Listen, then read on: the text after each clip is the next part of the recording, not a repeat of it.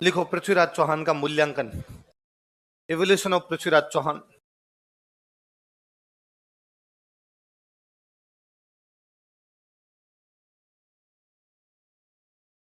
पृथ्वीराज चौहान का मूल्यांकन। Evolution of Prithviraj Chauhan. Evolution of Prithviraj Chauhan का मूल्यांकन। इवेल्युएट करते हैं, मूल्यांकन करते हैं।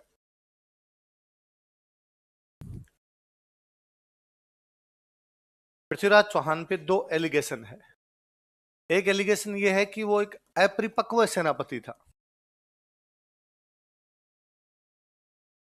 कैसा सेनापति? Immature commander. एक ये है कि वो एक अदूरदर्शी राजा था। कैसा राजा? अदूरदर्शी, जो ज्यादा दूर का सोचता। Short sighted king. दो एलिगेशन लगाए जाते हैं। एक तो यह है कि वो सेनापति के रूप में पूरा पका हुआ आदमी नहीं था, अपरिपक्व था, इमेच्योर था। कैसे हिसाब? तभी गोरी ने उसको कहा कि मैं थोड़ा पीछे जाके बैठ जाता हूं, उसने बैठने दिया। जब पहले युद्ध में गोरी को हरा दिया था तो दूसरे युद्ध का टाइम ही क्यों दिया? जब पहले युद्ध में गोरी की सेना भाग रही थी तो उसने आक्रमण क्यों नहीं? और ये सब देख के लगता है कि वो इतना अच्छा सेनापति नहीं था। फिर वो दूसरा युद्ध हार गया, सब हार गया, इसका मतलब अच्छा सेनापति नहीं था। दूसरा वही कि अदूरदर्शी, जो दूरदर्शी राजा होता है आगे का सोच लेता है। यदि वो आगे का सोचता तो ये जानता कि गोरी को छोड़ना नहीं है, जेल में डाल दो या पकड़ के मार दो। आप आगे का नहीं सोच रहे इसलिए उसको छोड़ दिया, उसकी बातों के अंदर आ गए। वो आपकी जासूसी करवा रहा था लेकिन आपने उसकी जासूसी नहीं करवाई। तो हम कहते हैं कि दो आरोप लगाए जाते हैं, एक तो अच्छा सेनापति नहीं था और एक वो राजा भी कैसा था? अदूरदर्शी। पर हम ये कहते हैं भाई दोनों बातें गलत है, ये बातें सही नहीं है। ये जो भी उस पर एलिगेशन लगाए गए ये इतने सही नहीं, क्योंकि आप किसी को एक युद्ध में हार के बाद अपरिपक्व नहीं बता सकते। त्राइन के दूसरे युद्ध से पहले सारे युद्ध उस आदमी ने जीते थे। इवन यहां तक कि त्राइन के पहले युद्ध में उसने उस गोरी को भी हराया था। तो अभी त्राइन का दूसरा युद्ध युद्ध है ही नहीं। वो क्या है? विश्वास।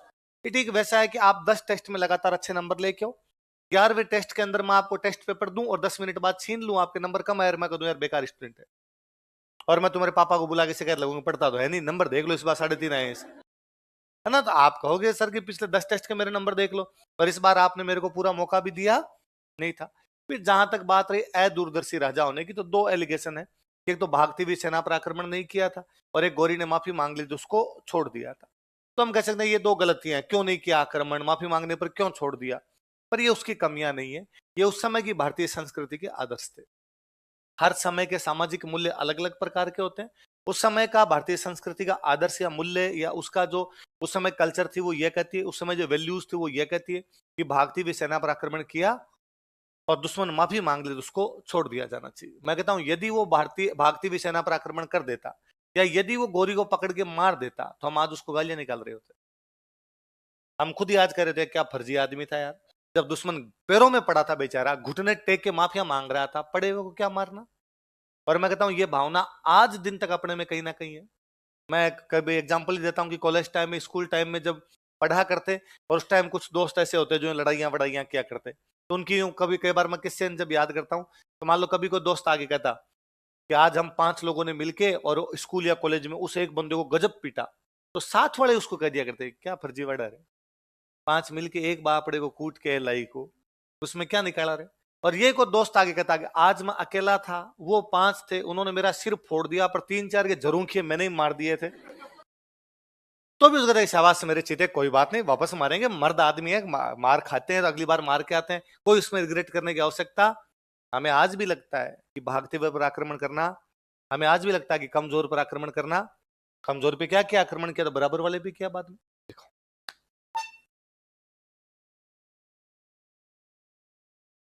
इसको पृथ्वीराज पर अपरिपक्व सेनापति तथा अदूरदर्शी राजा होने का आरोप लगाया जाता है। Prithviraj is blamed for being immature commander and short sighted king. Prithviraj is blamed for being immature commander and short sighted king. Prithviraj पर अपरिपक्व सेनापति तथा अदूरदर्शी राजा होने का आरोप लगाया जाता है। Prithviraj is blamed for being immature commander and short sighted king.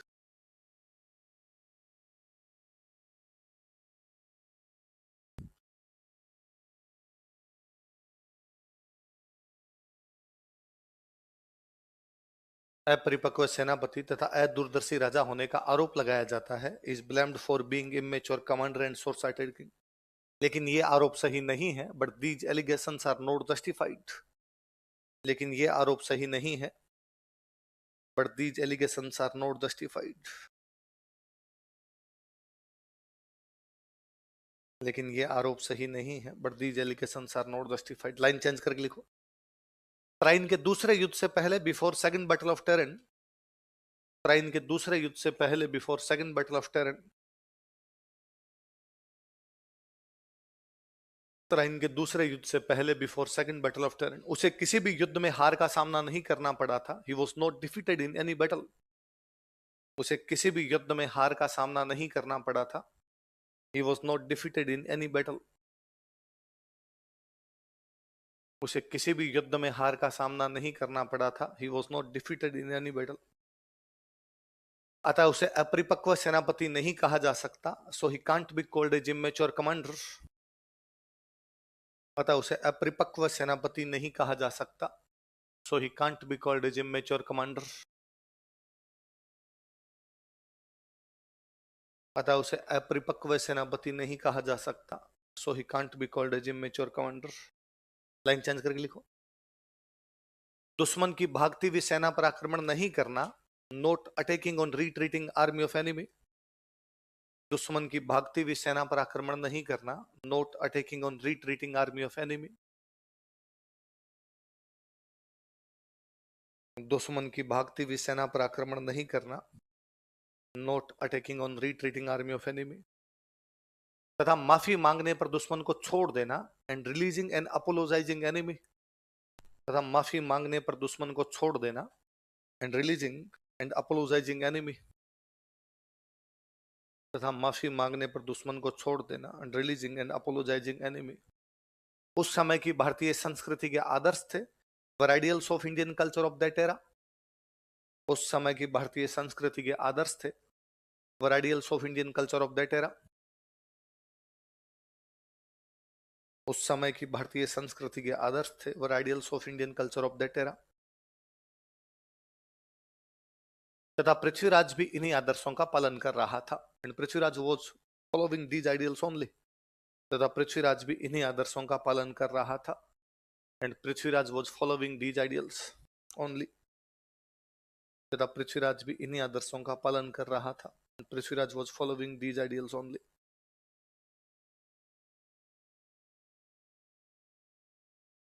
Line change करके लिखो। हालांकि उसकी हार ने, ऑल्दो हिज डिफीट, हालांकि उसकी हार ने, ऑल्दो हिज डिफीट, हालांकि उसकी हार ने, ऑल्दो हिज डिफीट, भारत की गुलामी का मार्ग प्रशस्त कर दिया था, paved the route for slavery of India. भारत की गुलामी का मार्ग प्रशस्त कर दिया था, paved the route for slavery of India. भारत की गुलामी का मार्ग प्रशस्त कर दिया था, paved the route for slavery of India. Paved the route for slavery of India, भारत की गुलामी का मार्ग प्रशस्त कर दिया था। लेकिन फिर भी, बट स्टिल, लेकिन फिर भी, बट स्टिल, मध्यकालीन भारतीय इतिहास में, इन मिडिवल इंडियन हिस्ट्री, मध्यकालीन भारतीय इतिहास में, इन मिडिवल इंडियन हिस्ट्री, मध्यकालीन भारतीय इतिहास में, इन मिडिवल इंडियन हिस्ट्री, उसके महत्व को नजरअंदाज नहीं किया जा सकता। His importance can't be neglected, can't be ignored. उसके महत्व को नजरअंदाज नहीं किया जा सकता। His importance can't be ignored. उसके महत्व को नजरअंदाज नहीं किया जा सकता। His importance can't be ignored. लिख लिया? पढ़ो, वापस पढ़ो इन लाइनों को सबको। हाँ,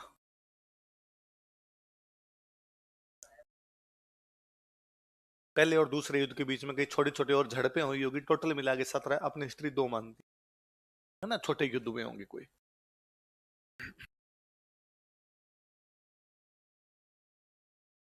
भाई भारत चीन के बीच में डेली कुछ ना कुछ चलता रहता ना, फिर भी बड़ा युद्ध पूछते हैं तो अपने 62-67 भी बताते हैं, बस वैसा कुछ।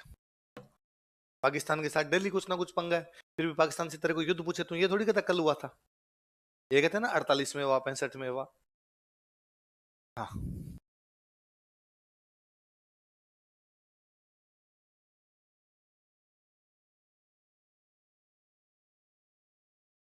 तब थे क्या मारवाड़ वाले? हैं? मारवाड़ में था क्या तो तब कोई? तो मेवाड़ वाले गए थे ना साथ देने के लिए, पर वो तब इतने शक्तिशाली नहीं थे खुद ही। शक्तिशाली उस समय गुजरात वाले थे। तो सामंत सिंह तो मैंने बताया था ना, तराइन के दूसरे युद्ध में लड़ता हुआ मारा गया था, नहीं बताया था? तार जुड़े नहीं तेरे। मारवाड़ वाले राठौड़ तब तक आए नहीं थे राजस्थान में, 1240 में आए राठौड़ तो। जो शक्तिशाली कई थे वो नहीं गए, जो इसके सामंत थे वो तो गए हैं।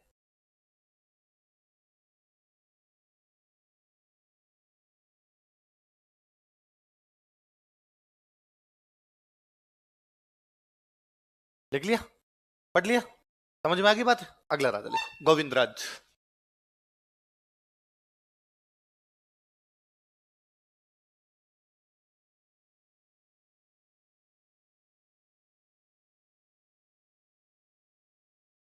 पृथ्वीराज का बेटा था। पृथ्वीराज हार गया, पकड़ लिया गया, पकड़ के मार दिया गया। गोविंद राज तुर्कों की अधीनता स्वीकार कर लेते। किसके अधीनता स्वीकार करता है? और तुर्क इसको अजमेर का राजा बना देते। कहां का राजा बना देते? देख लो। इसने तुर्कों की अधीनता स्वीकार कर ली, ही एक्सेप्टेड टर्क सुप्रीमेसी। इसने तुर्कों की अधीनता स्वीकार कर ली, ही एक्सेप्टेड टर्क सुप्रीमेसी।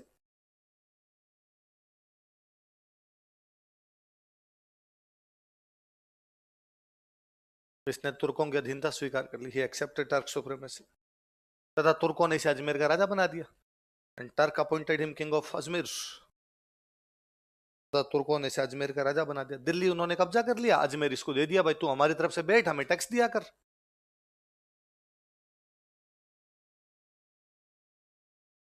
जो इसका चाचा है, चाचे का नाम है हरिराज। क्या नाम है?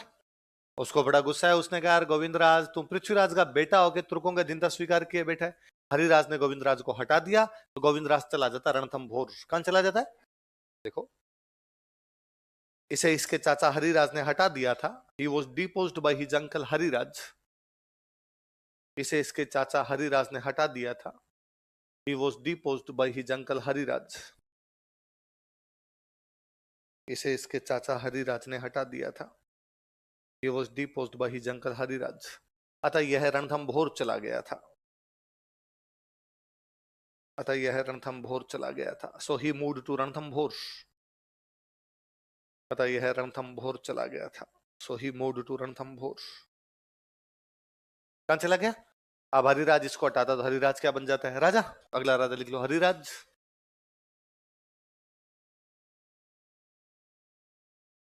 अगला राजा लिख लो, हरिराज।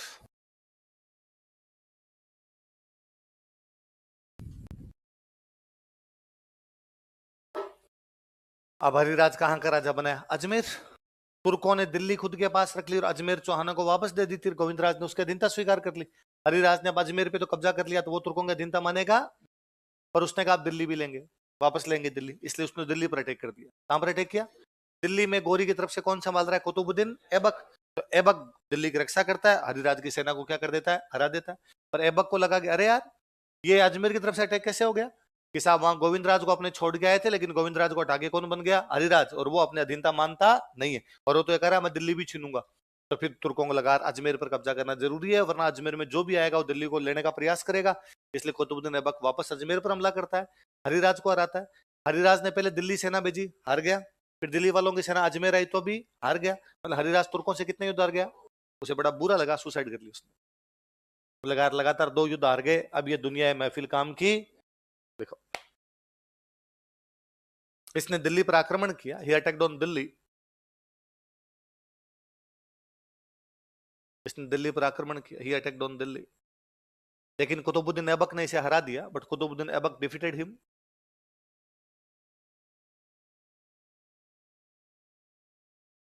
तथा कुतुबुद्दीन ऐबक ने इसे हरा दिया, and Qutbuddin Aibak defeated him. Qutbuddin Aibak खुद ही लिखना पड़ेगा आपको, मैं नहीं लिखूंगा बोर्ड पे। मैंने कल लिख दिया था। तुम लगातार बोर्ड पे देख रहे हो, मेरी तरफ देख रहे हो, खड़ा हो जा लिख दे ना, ऐसा नहीं होगा ना। चलो लाइन चेंज करके लिखो। कुतुबुद्दीन ऐबक ने अजमेर पर आक्रमण किया। अगली लाइन लिखो। Qutbuddin Aibak attacked on Ajmer. कुतुबुद्दीन ऐबक ने अजमेर पर आक्रमण किया। कुतुबुद्दीन ऐबक अटैक्ड ऑन अजमेर तथा इसे हरा दिया एंड डिफीटेड हिम। ऐबक इसको 2 युद्ध हरा देता, दिल्ली में भी हरा देता और अजमेर में भी हरा, तथा इसे हरा दिया। अतः इसने आत्महत्या कर ली। सो ही कमिटेड सुसाइड।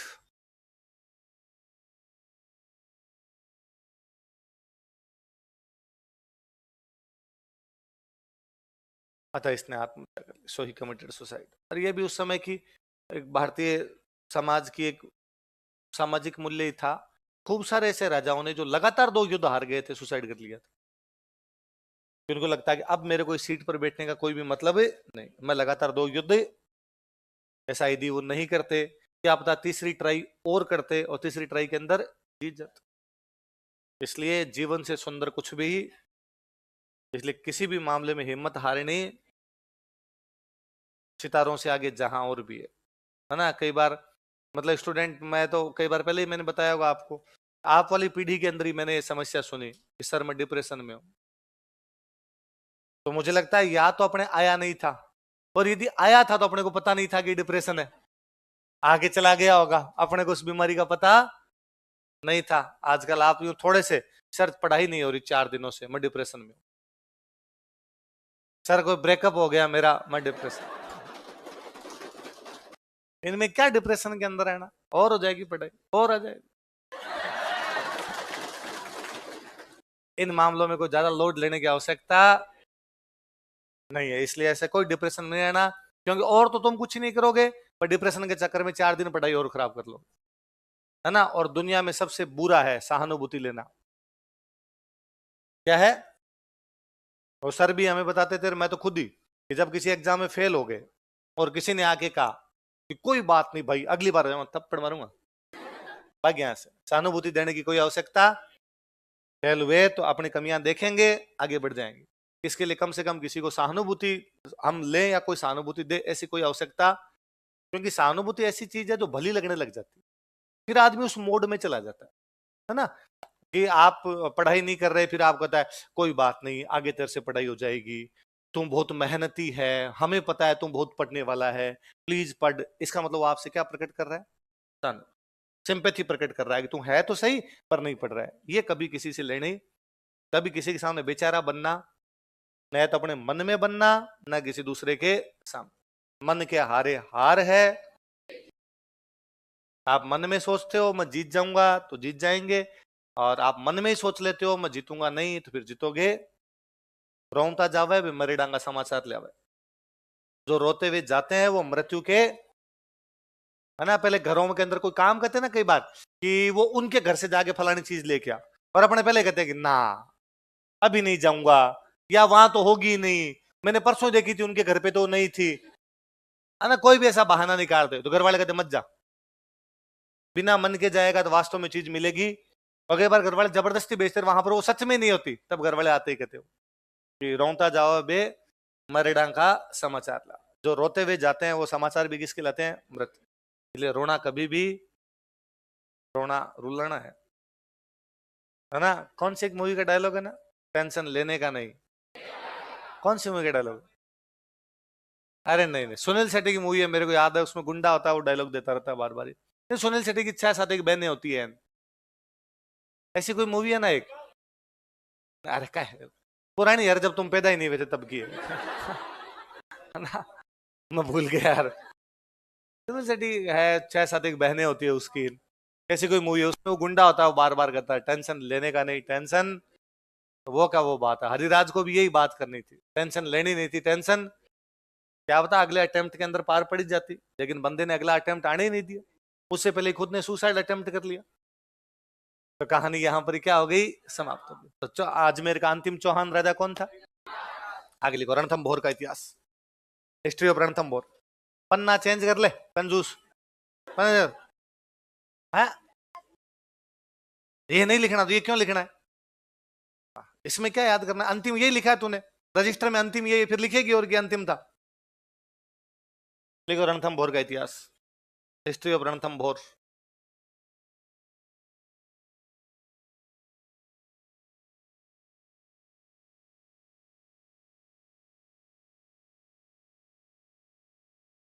तुम्हारे भी आता है कि डिप्रेशन किसी के आता है? क्या बात करते हो? किस किस के आ रखा है अभी? हाथों हाथ बताओ अभी। है क्या बात करते हो? तुम्हारा डिप्रेशन आ रखा है? लग तो नहीं रहा तेरी शक्ल से। हाँ, लिखो, रणथंभौर में चौहान वंश का शासन था। मेरे से मिल लेना शाम को 7 बजे आगे। सबकी दवाई है मेरे पास। 7 बजे। रणथंभौर में चौहान वंश का शासन था। Chauhan dynasty ruled over Ranthambore.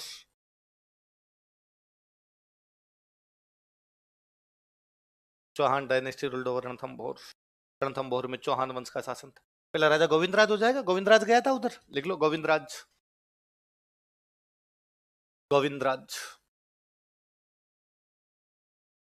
92 में इधर तराइन में हारे थे, तो 1 साल तक वो यहाँ पे रहा था, फिर अधिराज ने हटा दिया था, तो 94 में जाके उसने रणथंभौर में चौहान राज्य की स्थापना की थी। लिखो 1194 ईस्वी में, इन 1194 एडी। 1194 ईस्वी में, इन 1194 एडी, इसने रणथंभौर में चौहान राज्य की स्थापना की थी। He founded Chauhan state in Ranthambore. इसने रणथंभौर में चौहान राज्य की स्थापना की थी। He founded Chauhan state in Ranthambore.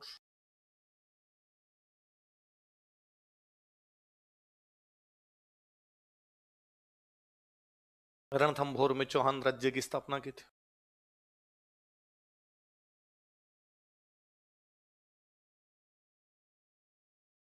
अगला लिख लो, वीर नारायण।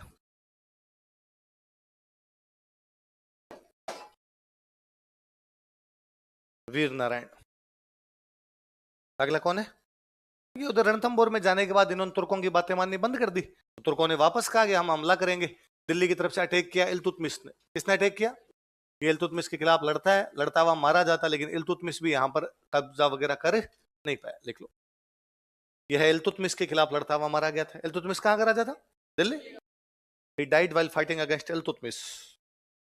यह इल्तुतमिश के खिलाफ लड़ता हुआ मारा गया था। He died while fighting against Iltutmish.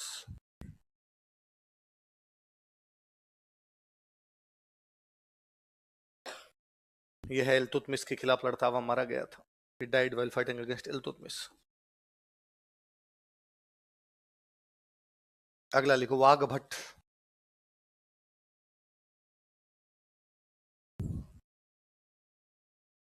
अगला कौन है? इल्तुतमिश के बाद इल्तुतमिश की बेटी राजा बनती है। बेटी का नाम था रजिया सुल्तान। क्या नाम था? रजिया के बाद यहां पर एक राजा बनता, उसका नाम था नासिरुद्दीन महमूद। क्या नाम था? अपने पढ़ते हैं ना, जेतर सिंह ने नासिरुद्दीन महमूद को हराया था, पढ़ते हैं।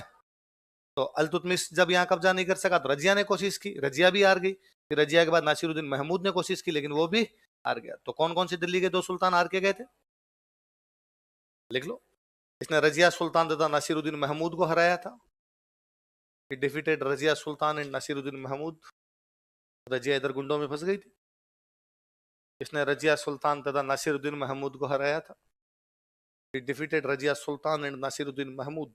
कहाँ के राजा हैं ये? दिल्ली।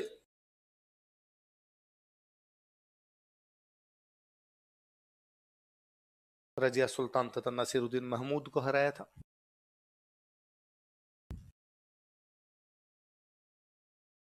अगला लिखो, जैत्री सिंह।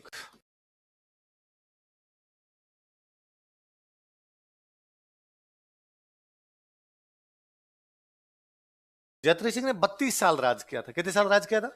फिर बुढ़ापे में समझ में आ गया कि अब बूढ़े हो गए, तो अपने बेटे को राजा बना दिया था। बेटे का नाम क्या था? अमीर। पर याद रखना है कि कितने साल राज किया था। तो कितने साल किया था? इसने 32 वर्षों तक शासन किया था। He ruled for 32 years। इसने 32 वर्षों तक शासन किया था। He ruled for 32 years।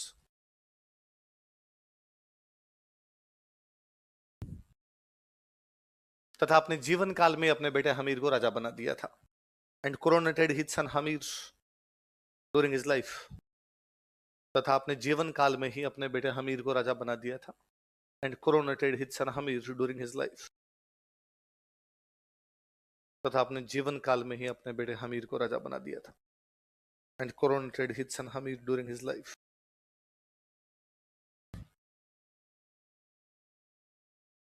जीवन काल में अपने बेटे हमीर को राजा बना दिया। अगला लिख लो, हमीर।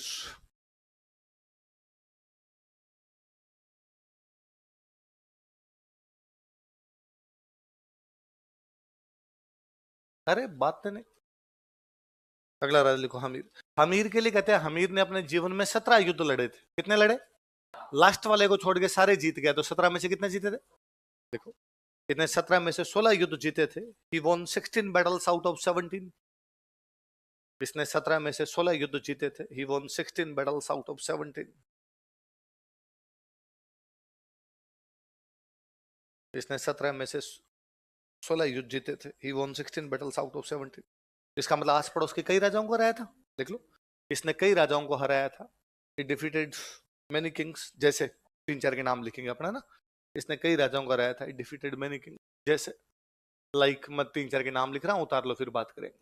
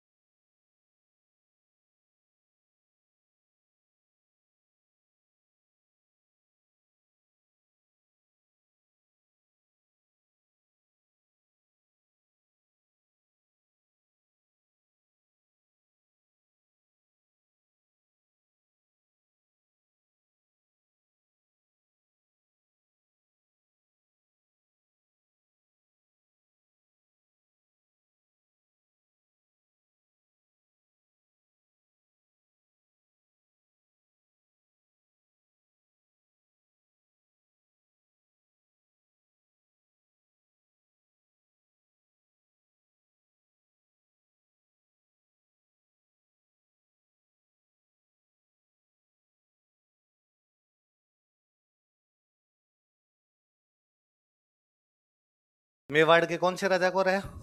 ये समर सिंह वही है जो अलाउद्दीन खिलजी से गुजरात जाते समय टैक्स ले लेता है, पढ़ा था हमने। इसने आपके आबू के कौन से राजा को हराया? प्रताप सिंह। और दहार या मालवा के कौन से राजा को हराया? भोज परमार। सेकंड, सेकंड है ना। फर्स्ट तो वो जिसने समिधेश्वर मंदिर बनवाया, वो फर्स्ट था। ये कौन है? सेकंड। तो मालवा का दौर, मालवा की राजधानी तब थी धार या धारा नगरी। धार का राजा भी कहते हैं, मालवा का राजा भी कहते हैं। भीमरस इधर यूपी में जगह थी, यहाँ का राजा कौन था? अर्जुन। अपने ऊपर वाले 2-3 नाम याद रखना ना। समर सिंह का बेसिकली याद रखना। मेवाड़ का राजा कौन था? समर। तो कितने में से कितने युद्ध जीते थे? मेवाड़ के कौन से राजा को रहे? और आपके आबू के, और धार या मालवा के, और भीमरस के। इन दिनों दिल्ली में सुल्तान बना हुआ था, उसका नाम था जलालुद्दीन खिलजी। क्या नाम था? कौन है दिल्ली का सुल्तान? का नाम क्या? अच्छा, दिल्ली वालों की रणथंभौर वालों की नहीं बन रही। रणथंभौर वाले लगातार दिल्ली वालों से लड़ाई कर रहे हैं, तो जलालुद्दीन को लगा कि यार मैं भी ट्राई करके देख लेता हूं। तो जलालुद्दीन ने पहला 2 अटैक किए थे। पहला अटैक वो करता है 1290 में। कब करता है अटैक? 1290 में अटैक किया, अपनी सेना लेके आया। पर रणथंभौर का किला एक तो बहुत ऊंचा बना हुआ है। रणथंभौर का किला जंगल के अंदर बना हुआ है। रणथंभौर के किले का रास्ता बहुत उबड़ खाबड़ है, इसलिए किले के अंदर घुसना इतना सरल।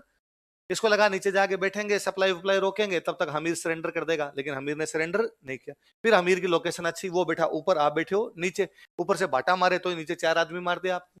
तो जलालुद्दीन को थोड़े दिनों में समझ में आ गया कि आर एस में अपनी पार है। तो उसने कहा पटवारी दे लेते हैं, इधर इस एग्जाम में तो अपनी पार है। तो उसने अपने साथियों का भाई ये तैयारी एक बार ड्रॉप करते हैं, दूसरा करते हैं अपने। 1 साल का गैप लिया उसने, 1292 में वापस आ गया। इस बार साथ वालों का लगा पक्का पक्का इस बार आरएस बन के आएंगे, वरना वापस आएंगे, जब तक तोड़ेंगे नहीं तब तक। साथ वालों का पक्का सर। यहाँ आया, वापस नुकसान होने लगा, डेली उसके फौजी मरे। तो उसने एक दिन अपनी सेना को बुलाया, सेना को बुला कहा चलते हैं भाई। मैंने कहा सर ये क्या तरीका है? आपने कहा था इस बार तो पक्का आपने अधिकार करेंगे रणथंभौर पे। रणथंभौर पे अधिकार किए बिना आएंगे नहीं, किले पर अधिकार किए बिना कैसे जा सकते हैं? तो जलालुद्दीन खिलजी ने उनको कहा कि ऐसे 10 किलों को मैं मुसलमान के बाल के बराबर नहीं समझता। क्या कहा उसने? 10 किलों को मुसलमान के एक बाल के बराबर भी, भले ऐसे 10 किले मेरे हाथ से निकल जाएं, लेकिन एक एक मुसलमान सिपाही मेरे लिए कीमती है। उसका एक भी बाल बांका, भले किला जाए तो जाए, किला हाथ आए भले नहीं आए, पर सिपाही बचना जरूरी है। भाई साहब सिपाही मर रहे हैं, क्या करेंगे किला लेके? तो ऐसे 10 किलों को मैं मुसलमान के बाल के बराबर भी नहीं समझ। उसने अपने सैनिकों का आगे बात समझ में, चलते हैं। सैनिकों का आगे समझ में, क्या समझ में? अंगूर खट्टे। तो जलालुद्दीन के कितने हमले विफल किए थे, देख लो। देखो, जलालुद्दीन खिलजी ने रणथंभौर पर 2 बार आक्रमण किया था। Jalaluddin Khilji attacked on Ranthambore 2 times। Jalaluddin Khilji ने रणथंभोर पर 2 बार आक्रमण किया था। Jalaluddin Khilji attacked on Ranthambore 2 times।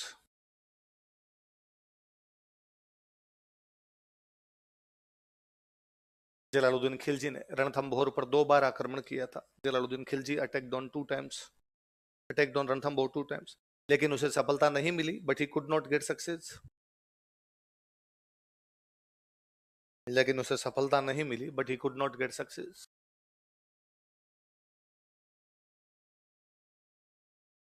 अतः उसने कहा था कि सो ही सेड दैट,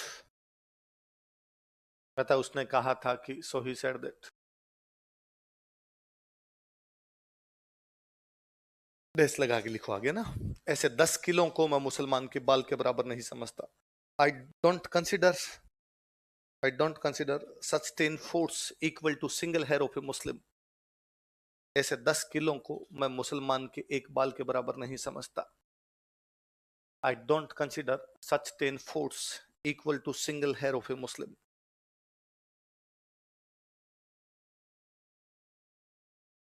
ऐसे 10 किलो को मैं मुसलमान के बाल के बराबर नहीं समझता। I don't consider such 10 forts equal to single hair of a मुस्लिम।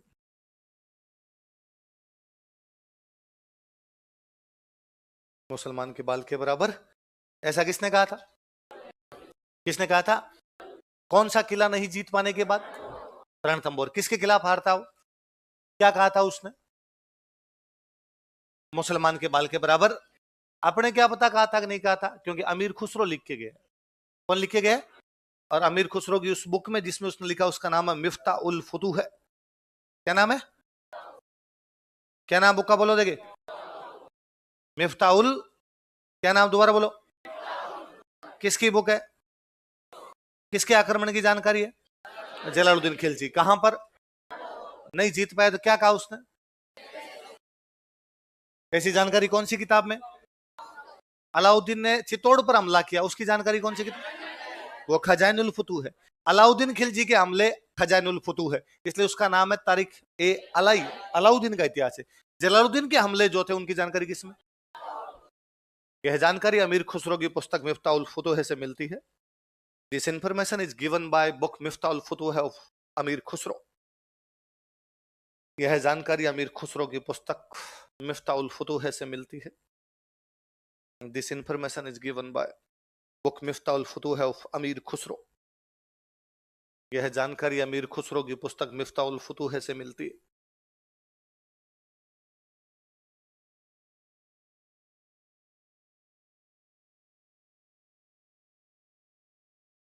पता नहीं, फारसी का वर्ड है, मैंने तो खुद ने कभी ध्यान दिया नहीं। अमीर खुसरो की कौन सी पुस्तक से पता चलती है? मिफ्ता उल फुतूह। किसके आक्रमण की जानकारी? जलालुद्दीन। उसने कितनी बार अटैक किए? कहां पर अटैक किए? और जब सफल नहीं हुआ तो उसने क्या कहा? ऐसे 10 किलो को, ऐसे कैसे? रणथंभोर जैसे 10 किलो को मैं मुसलमान के बाल के बराबर। मैंने वेरी फर्स्ट बैच में जब कभी पढ़ाया था ना, पहले बैच में पूरा पढ़ा दिया। पढ़ाने के बाद मैं नवीन जी को आ गया, इस बैच में किसी बच्चे की जिसकी राइटिंग अच्छी हो उसकी फोटोकॉपी करवा लो। क्यों? तो मैं यार दो है। एक तो क्या होता था, अब तो जैसे ये नोट्स अपने हर कहीं मिल जाते हैं, स्प्रिंग बोर्ड के नोट्स लेने आप कहीं से भी ले लो। पहले क्या हर कहीं तो मिलते नहीं थे, क्लास में बच्चे से लेने पड़ते। तो एक बार क्या होता, कोई बच्चा 2 दिन अब्सेंट हो गया, 2 दिन अब्सेंट हो गया तो वो मेरे पास आता कि सर वो मैं 2 दिन आया नहीं था, मुझे नोट्स दो। मैं कहता साथ वाले से ले ले किसी से। नहीं सर, साथ वाला दे नहीं रहा है ना, और आप ही दो। और उसमें ये भयंकर समस्या लड़कियों की सबसे जोरदार, लड़कियां लड़कियों को नोट्स देती है ना, लड़कों को तो फिर भी मामला है कि ले जा। लड़के से लड़का मांग ले तब तो भाई के लिए जान न्यौछावर है, और लड़की मांग ले तो तू ही रख, मैं वापस ही मत देना भले, मैं नया बना लूंगा, ले जा। तो तूने मांगा है, ये बड़ी बात है ना मेरे से, तू रख ले इस रजिस्टर के। और लड़कियां इस मामले में अपना नोट्स किसी को दे नहीं। तो कोई ना कोई लड़की आगे 2-3 सर मैं 4 दिन अब्सेंट हो गई थी, मुझे नोट्स चाहिए, नवीन जी से आगे। तो मैं नवीन जी को, यार ये अपने प्रॉब्लम रहती है, आपने एक काम करो, एक अच्छा सा रजिस्टर, अच्छी सी फोटोकॉपी अपने पास रख लो, फिर कोई भी बच्चा आके मांगा अपने कहते ले फोटोकॉपी कराओ वापस ला दे, तो ठीक। और एक मेरे काम आ जाएगा, क्योंकि मैंने अभी नया नया पढ़ाना शुरू किया है, तो मैं डेली पढ़ के आता कि भाई आज मेरे को क्या पढ़ाना है, आज जो पढ़ाना है पढ़ के चलते हैं, वरना भूल जाए आदमी। पहले भाई, अब तो क्या दिमाग में रील बन जाती है, ये इसके बाद ये, इसके बाद ये। और फिर क्या, अब तो मैं भूल भी जाऊं ना, अगले दिन आके कह दूं कि भाई कल मैं भूल गया था, लिख लो, तो आपको लगता है ठीक है भूल गए होंगे, उस टाइम मैं कहता भूल गया, उनका आता नहीं है। नया नया मास्टर होता था यार, कई बचाव करने पड़ते हैं, तो आपने पूरा याद करके आते आज इतना लिखवाना है, ये करना है, ये करना है। तो मैंने कहा मेरे भी काम आ जाएगा, मैं क्लास में जाने से पहले 5 मिनट देख के चला जाऊंगा। फिर क्या, अचानक नया नया पढ़ाना शुरू किया था, नई नई वैकेंसी आ गई, तो 10 घंटे की क्लास लगी हुई 5 बैच में, और समय अलग अलग, एक में पढ़ाऊं 57 की क्रांति, एक में पढ़ाऊं रणथंभौर, एक में पढ़ाऊं डांस, तो मैं तो खुद ही नाच रहा था इधर उधर। एक तो क्या था भाई, आप एक ही चीज पढ़ा रहे हो सुबह से शाम तक, तो कोई बात नहीं, अलग अलग पढ़ाते हो, सारे टॉपिक पढ़ के जाने पड़े। तो मैंने कहा नवीन जी मेरे काम आ जाएगी, तो नवीन जी ने एक किसी बच्चे की कॉपी लेके, सर राइटिंग देखो, मैंने नवीन जी दोनों ने राइटिंग पे ध्यान दिया, राइटिंग अच्छी थी बच्चे की, हमने करवा ली। तो मेरा रूटीन था कि मैं डेली 5 मिनट देखूं भले ही, पर मैं रजिस्टर देख के जाऊंगा कि मेरे को आज रणथंभौर पढ़ाना, रणथंभौर 5 मिनट देख जाऊंगा, मेरे को जालोर पढ़ाना, मैं जालोर 5 मिनट देख आता था। फिर भी एक मन की संतुष्टि होती कि अपन ने पढ़ लिया, अब क्लास में डिलीवर अच्छे से कर देंगे। तो दिन मेरे को रणथंभौर पढ़ाना, मैं देख रहा, तो जिस किसी बच्चे को भी उसने लिख रखा, इन्वर्टेड कोमा में लगाया हुआ, अंडरलाइन की हुई, और लिखा हुआ ऐसे 10 किलो को, 10 लिखने के बाद लिखा हुआ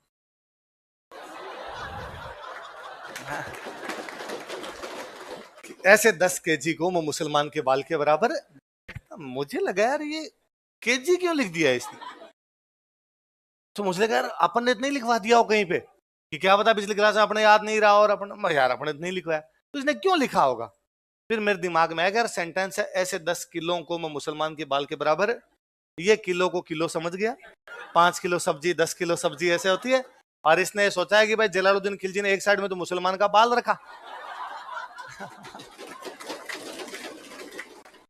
इधर 10 किलो का बाट रखा, और फिर करके देखा कि ना ना ऊंचा नहीं हो रहा वैसा, बाल मजबूत है, तो उसने कहा ऐसे 10 किलो को मैं मुसलमान के बाल के बराबर है। बच्चों, यहाँ किले का मतलब रणथंभौर है। किले का मतलब क्या है मुझे पता है आपने नहीं लिखा होगा, फिर भी यदि किसी ने लिख लिया तो ऊपर यूं हाथ रख के नीचे चुपचाप अपने चेंज कर लो, वरना घर पे जाके केजी हो जाएगा आपके लिए। नहीं लिखा।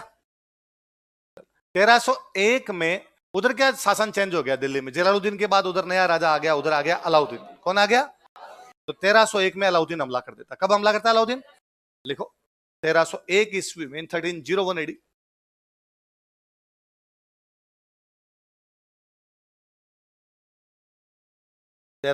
ईस्वी में, इन 1301 एडी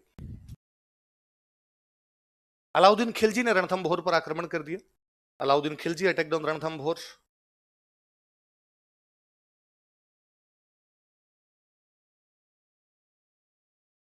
अलाउद्दीन खिलजी ने रणथंभौर पर आक्रमण कर दिया।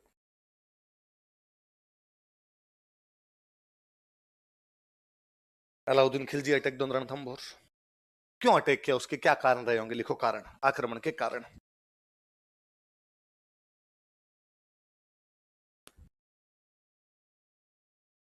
अलाउद्दीन के आक्रमण हमने पहले भी पढ़े हैं, रणथंभौर वाला। तभी हम देखा था कि अलाउद्दीन अपने साम्राज्य का क्या करना चाहता था, विस्तार। और मैंने बताया था अलाउद्दीन दिल्ली का वो राजा था, इसने साउथ इंडिया पे भी अटैक कर दिए थे।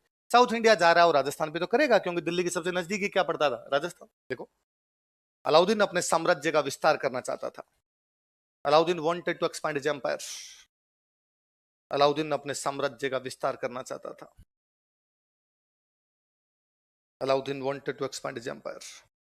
फिर मैंने आपको बताया था कि राजस्थान इस वजह से अच्छा था कि मालवा और गुजरात जाने के रास्ते यहां से होके जाते। और मैंने बताया था पहले जो भी किले बनते ट्रेड रूट पे बनते, ताकि उधर का ट्रेड पूरा कंट्रोल किया जा सके। चित्तौड़गढ़, कुंभलगढ़, रणथंभौर ये सारे ट्रेड रूट के ऊपर बने हुए किले थे। तो दिल्ली से मालवा, दिल्ली से गुजरात जाना, रणथंभौर पे यदि कंट्रोल कर लोगे, इन पे भी क्या किया जा सकता है? कंट्रोल। देखो रणथंभौर दिल्ली से मालवा तथा गुजरात के व्यापारिक मार्गों पर स्थित था। Ranthambore was located on trade routes from Delhi to Malwa and Gujarat. Ranthambore Delhi से मालवा तथा गुजरात के व्यापारिक मार्गों पर स्थित था। Ranthambore was located on trade routes from Delhi to Malwa and Gujarat. Delhi से मालवा तथा गुजरात के व्यापारिक मार्गों पर स्थित था। was located on trade routes from Delhi to Malwa and Gujarat.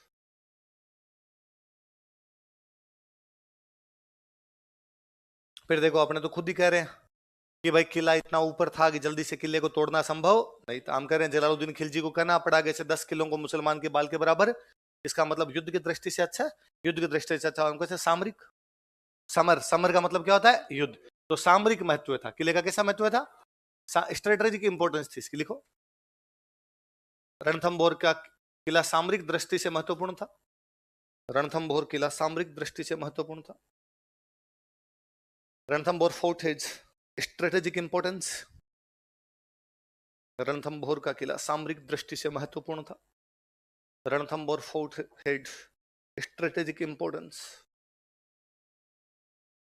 फिर दूसरा, जलालुद्दीन ने 2 हमले किए लेकिन वो जीते नहीं। अलाउद्दीन बदला लेना चाहता ना कहीं कि यार अपने चाचा की बेइज्जती हुए बदला लेके आए, लिख लो। अलाउद्दीन जलालुद्दीन की हार का बदला लेना चाहता था। Alauddin wanted to take revenge of defeat of Jalaluddin. Alauddin Jalaluddin Khilji की हार का बदला लेना चाहता था। Alauddin wanted to take revenge of defeat of Jalaluddin Khilji. Jalaluddin Khilji की हार का बदला लेना चाहता था। Wanted to take revenge of defeat of Jalaluddin Khilji. अब और सुनना, देखो 1296 की बात, कब की बात है, 90। भारत पर मंगोलों ने अटैक किया।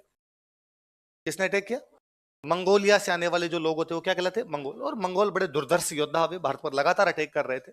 तो मंगोलों का एक बड़ा अटैक दिल्ली पर हुआ। दिल्ली का सुल्तान है जलालुद्दीन खिलजी, कौन है, और जलालुद्दीन खिलजी ने मंगोलों को हरा दिया। मंगोलों को हराने के बाद उसने 4000 मंगोल गिरफ्तार कर लिए। कितने मंगोल, उसने 4000 मंगोलों के सामने 2 ऑप्शन रखे, या तो मैं मार दूंगा या मुसलमान बन जाऊं। तो उन 4000 ने कहा दूसरे वाला ठीक है, क्यों मार दे, हम मुसलमान बनने के लिए तैयार है। तो 4000 मंगोलों को जलालुद्दीन खिलजी ने क्या बना दिया था, मुसलमान। उनको बोला नवीन मुसलमान। क्या कहा गया, नए नए मुसलमान बने, नाम क्या पड़ गया, नवीन मुसलमान। उनको दिल्ली में रखा गया। दिल्ली में उनको लिए कॉलोनी बनाई गई। आज भी दिल्ली में कॉलोनी है मंगोलपुरी। मंगोलों के रहने के लिए कॉलोनी थी, इसलिए नाम क्या हो गया, मंगोलपुरी। तो मंगोलपुरी इन मंगोलों के लिए बनाई गई। अब जलालुद्दीन मर गया। अब वो 4000 जो आए उनमें से कई सेना में भी शामिल हो गए, तो कई मंगोल भी किस में शामिल हो गए, सेना। तो उनको मंगोल भी कह सकते हो और नवीन मुसलमान भी कह सकते हो। तो इनके 2 सेनापति थे। एक सेनापति का नाम था मुहम्मद शाह, क्या नाम था, और एक सेनापति का नाम था केहबरू। क्या नाम बताओ देखे दोनों के, ये तो मोहम्मद शाह, एक कौन है, केहबरू। किसके सेनापति है, अलाउद्दीन के। कौन से सेनापति है, मंगोल। मंगोल का जो नवीन मुसलमान सेनापति का। मैंने आपको बताया था कि अलाउद्दीन ने 1299 के आसपास गुजरात पर अटैक किया था। अपने पढ़ते हैं, गुजरात जा रहा था तो समर सिंह ने उसको जाने का रास्ता नहीं दिया था, पढ़ रहे थे, टैक्स ले लिया था। जब इसने गुजरात पर अटैक किया तो गुजरात को लूटा, ढंग से लूटा। गुजरात को लूटने के बाद जो धन मिला उसका बंटवारा कर रहे थे, सेनापतियों में बांट रहा। सेनापति थे इसके अलग अलग, हम सेनापतियों के नाम पढ़ते हैं, खिजर खान, ये जो पढ़ते हैं इसका बेटा था खिजर खान, ऐसे अलग अलग सेनापति थे। तो अपने सेनापतियों को बांटा कि भाई इतने रुपए तू रख ले, इतने तू रख ले। तो इन दोनों को भी रुपए दिए। कौन कौन से 2 सेनापति, पर बाकियों को रुपए दिए ज्यादा और इनको रुपए दिए कम। तो इनको ये लगा कि हमें कम रुपए इसलिए दिए क्योंकि हम नए नए मुसलमान बने। तो अलाउद्दीन ने अपने बाकी मुसलमान सेनापतियों को रुपए दिए ज्यादा, और हम चूंकि नए नए सेनापति बने तो हम पर ज्यादा विश्वास नहीं है, इसलिए अपने को रुपए दिए कम। तो इन्होंने अलाउद्दीन को ये भी वापस रख ले, क्या दान सा भेजा है, ये भी हमें लेने की आवश्यकता। तो अलाउद्दीन के रुपए इन्होंने फेंक दिए। अब सुल्तान ने आपको कोई आज्ञा दी, आपको रुपए दिए, लेकिन आपने उस आज्ञा का उल्लंघन कर दिया, आपने आज्ञा मानी नहीं, तो सुल्तान पकड़ के मारेगा। इनको पता था कि यार अपने सुल्तान की आज्ञा का उल्लंघन करें सुल्तान मारेगा, तो दोनों वहां से भाग गए। अब भाग के कहां जाए, तो दुश्मन का दुश्मन क्या होता है, दोस्त। दिल्ली वालों का दुश्मन कौन, रणथंभौर। तो ये भाग के चले गए हमीर के पास। कौन कौन, और इन्होंने हमीर को जाके कहा कि भाई हमारी अलाउद्दीन से लड़ाई होगी, हमें शरण दे। शरणागत की रक्षा करना भारतीय संस्कृति का आदर्श था। तो हमीर ने 2 लोगों को शरण दे दी। किस किस को, अलाउद्दीन ने हमीर को मैसेज किया कि भाई मैंने सुना है कि मेरे 2 आदमी जो मेरे से लड़के गए थे वो तेरे पास है। हमीर ने कहा हाँ, अभी अभी आए हैं, चाय पानी पी रहे हैं, बताओ क्या समस्या है। उसने कहा भाई मेरे से लड़के गए, मेरे को वापस सौंप दे, मेरे दुश्मन है, मैं पकड़ के मारूंगा।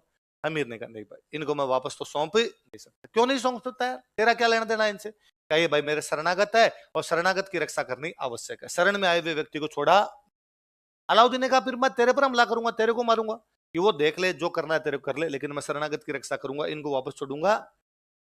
क्या दिक्कत है छोड़ने में। उसने कहा मैंने इनको वचन दिया मैं तो रक्षा करूंगा। अरे तो वचन वापस ले ले यार, कदे रक्षा नहीं करूंगा। उसने कहा नहीं, मैं एक बार कमिटमेंट कर लेता हूं, तो उसके बाद तो खुद की भी सुनता नहीं। तो उसने 2 लोगों को शरण दे दी थी। किस किस को, ये किसके विद्रोही है, हमीर ने अलाउद्दीन के विद्रोहियों को शरण दी थी। हमीर ने अलाउद्दीन के विद्रोहियों को शरण दी थी। Hammir gave shelter to rebels of Alauddin. Hammir ने अलाउद्दीन के विद्रोहियों को शरण दी थी।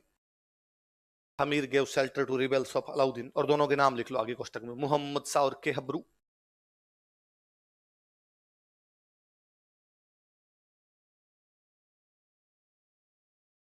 क्या क्या नाम है दोनों के बताओ देखे, मोहम्मद शाह और केहबरू। कौन शरण दे रहा है इनको, किसके खिलाफ, अलाउद्दीन।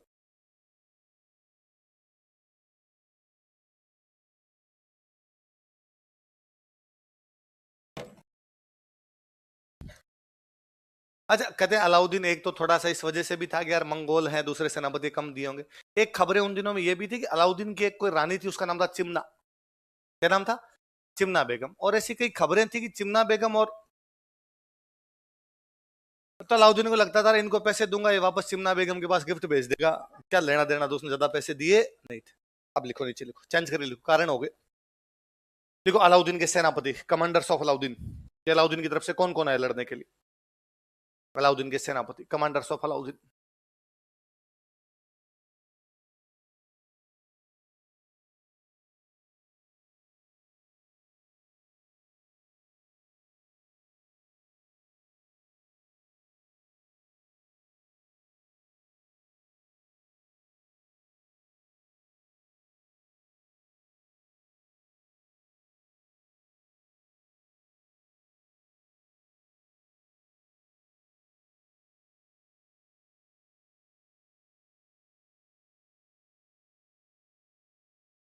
कौन कौन है बताओ देखे, नुसरत खान, उलूग खान, अलप खान। दोबारा बताओ क्या क्या नाम,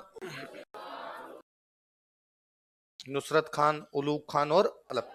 किसके सेनापति, हमीर। किसे लड़ने के लिए, हमीर। तो लिखो हमीर के सेनापति, हमीर के भी पढ़ लेते हैं कौन कौन लड़े इसकी तरफ से।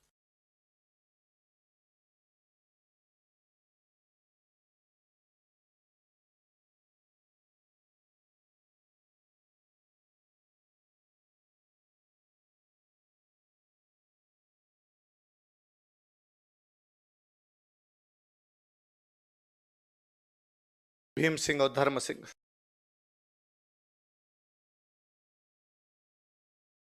हमीर के सेनापति कौन कौन है, भीम सिंह और धर्म सिंह। अलाउद्दीन के कौन कौन है, नुसरत खान और, शुरुआत की जो झड़प हुई उसमें इधर से तो मरता है नुसरत खान, इधर से मरता है भीम सिंह। कौन मरता है, नुसरत खान का नाम ज्यादा याद रखना, खूब बार पूछा हुआ है। अलाउद्दीन का कौन सा सेनापति रणथंबोर घेरे में काम आ गया था, कौन सा काम आ गया था, देख लो। नुसरत खान तथा भीम सिंह लड़ते हुए मारे गए थे। Nusrat Khan and Bhim Singh died while fighting. Nusrat Khan तथा भीम सिंह लड़ते हुए मारे गए थे। Nusrat Khan and Bhim Singh died while fighting.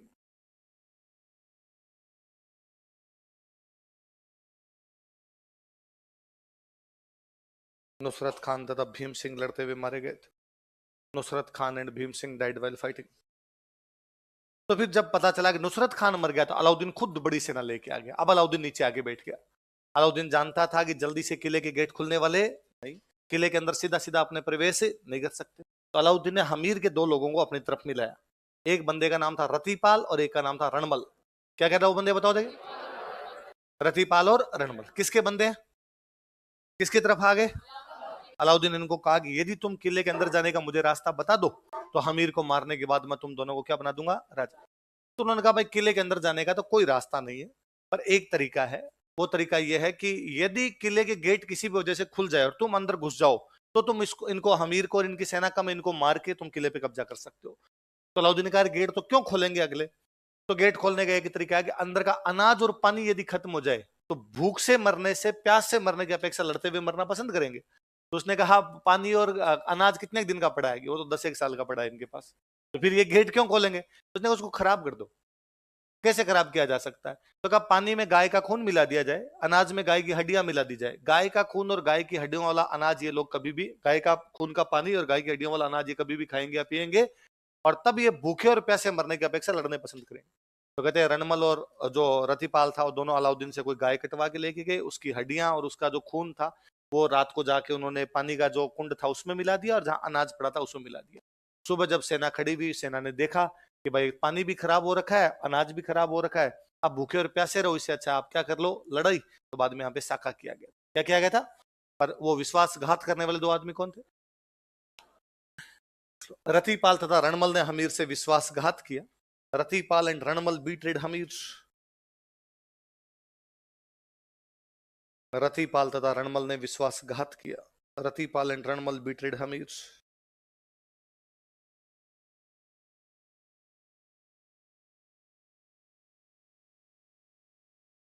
अब रतिपाल और रणमल जब हमीर से विश्वासघात करेंगे तो यहां पर क्या करना पड़ा बाद में? साका। तो रणथंभौर में साका किया गया 1301, लिख लो 1301 ईस्वी में, इन 1301 एडी।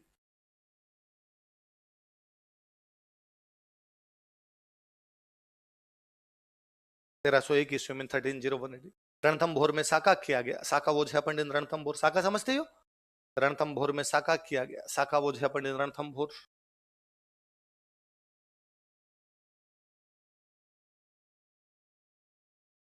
देखो यह राजस्थान का पहला साका था। It was first saka of Rajasthan. यह राजस्थान का पहला साका था। It was first saka of Rajasthan.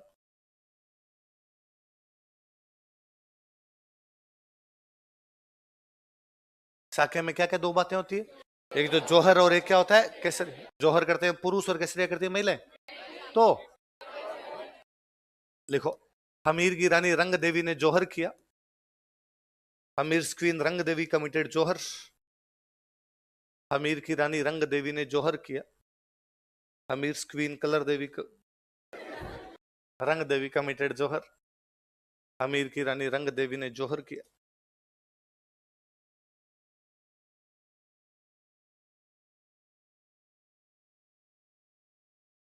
लिखो, अमीर खुसरो ने इस जौहर की जानकारी दी है। Amir Khusro give information about this jauhar.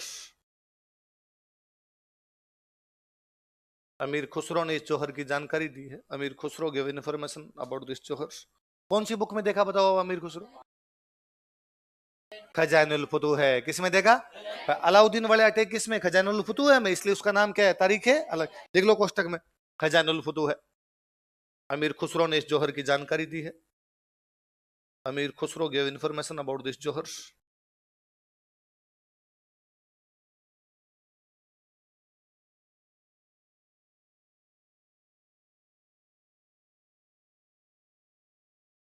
देख लिया?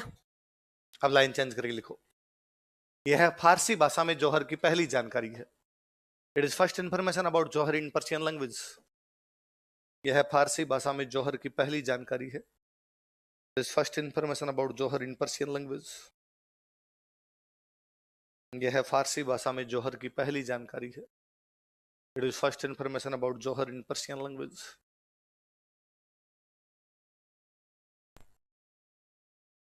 लाइन चेंज करके लिखो, हमीर के नेतृत्व में केसरिया किया गया।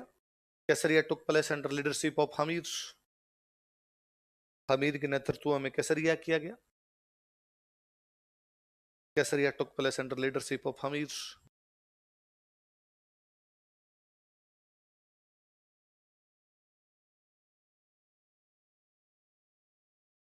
अलाउद्दीन ने रणथंभौर पर अधिकार कर लिया। अलाउद्दीन कैप्चर्ड रणथंभौर। अलाउद्दीन ने रणथंभौर पर अधिकार कर लिया। अलाउद्दीन कैप्चर्ड रणथंभौर।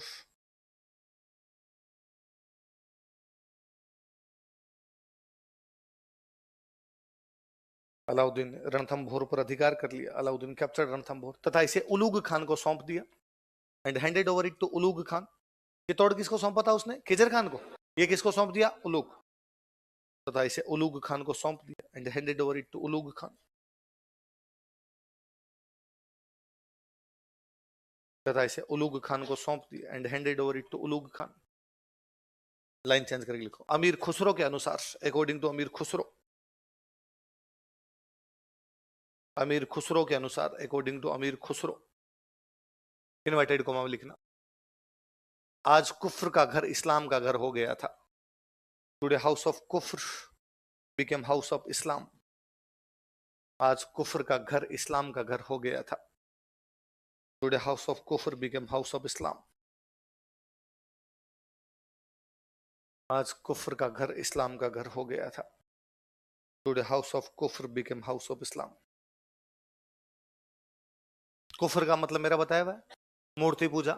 कुफ्र का मतलब क्या होता है? Idol worship. अब कुफ्र की जगह मूर्ति पूजा कर लो, तो आज मूर्ति पूजा का घर इस्लाम का घर हो गया, क्योंकि इस्लाम में मूर्ति पूजा कहने का मतलब था आज दिन तक जिस घर में मूर्ति पूजा होती थी अब उसमें मूर्ति पूजा, अब तक जो काफिरों के पास था मतलब जो हिंदुओं के पास था अब वो किला किसके पास आ गया, इस्लाम मतलब मुसलमान।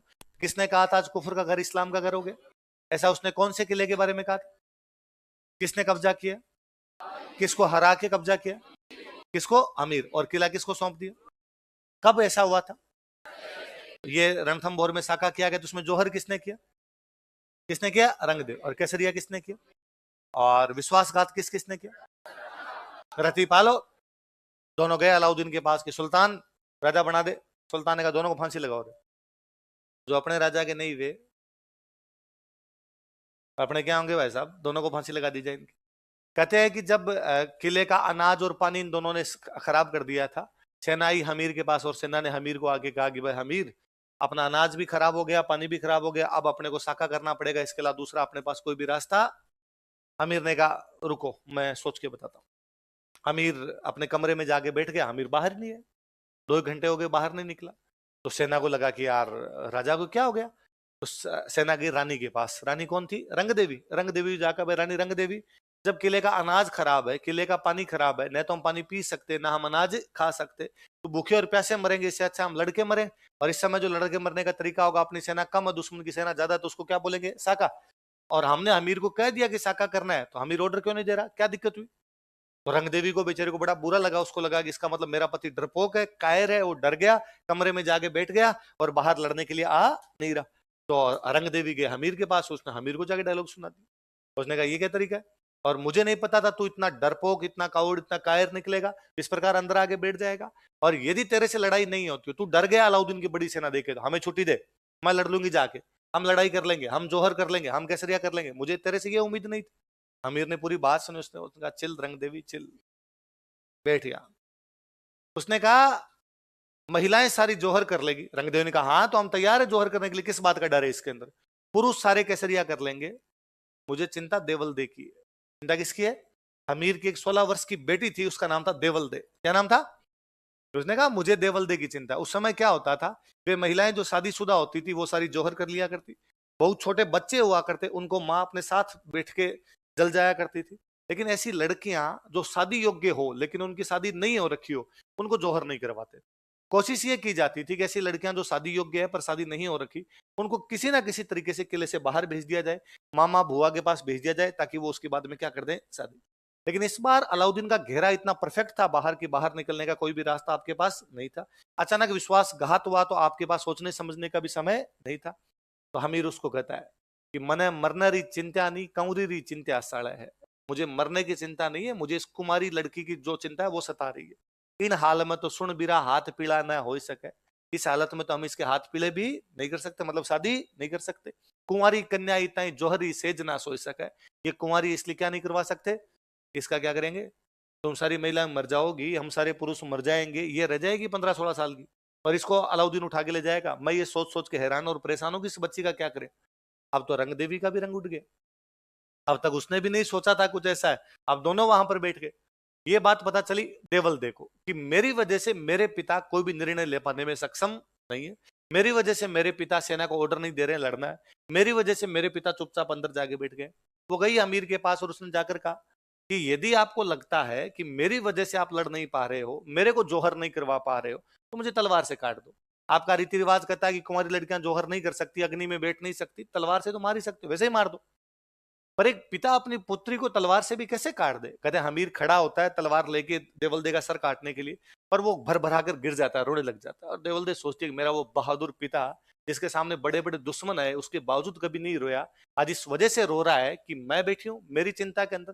वो किले के ऊपर चढ़ती, पीछे एक तालाब था, पद्म तालाब, क्या नाम था, उसमें कूद के सुसाइड कर लेती। तो हमीर की कौन सी पुत्री ने जौहर से पहले ही वहां पर सुसाइड कर लिया था? किसने कर लिया था? जल में कूद गई, इसलिए अपने किताबों में लिखना शुरू कर दिया जल जोहर। क्या कर दिया? तो फिर कई बार पूछ और लेते हैं कि जल जोहर कौन से किले के अंदर हुआ था, और पूछ तो क्या लेते हैं, अपनी किताबों ने गाइडों वालों ने लिखना शुरू कर दिया कि जल जोहर कहां पर हुआ था, तो कहां पर हुआ था? जल जोहर जैसा कुछ ही नहीं होता। जोहर का मतलब ही होता है अग्नि में जलना। जोहर का मतलब क्या होता है? इसलिए आप हमेशा पढ़ते हो कि जोहर की ज्वाला धधक रही थी। कभी आपने ये पढ़ा कि जोहर की लहरें ऊंची नीची हो रही थी? लिखो, एक हेडिंग डालो, देवल दे।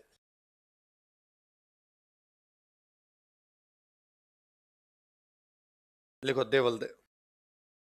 देखो यह है हमीर की राजकुमारी थी, she was princess of Hammir.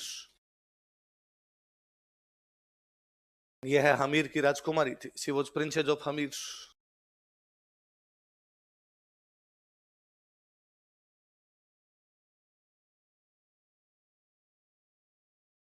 तो इसने पद्म तालाब में कूदकर आत्महत्या कर ली थी, she committed suicide by diving into Padma pond.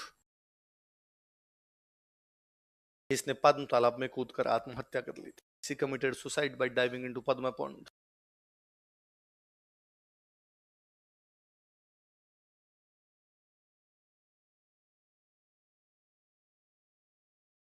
इसने पद्म तालाब में कूदकर आत्महत्या कर ली, she committed suicide by diving into Padma pond.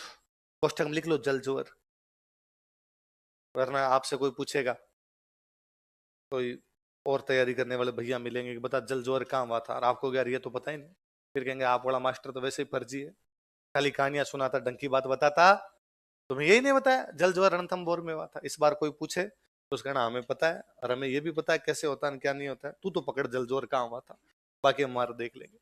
अपने ना एक विशेषता और थी यहाँ पर, जो मुख्य किले होते हैं ना उनकी रक्षा के लिए आगे एक किला और बनाते कि पहले ये जीतो, ये जीतोगे तो मुख्य किले तक आप आ सकते हो ना।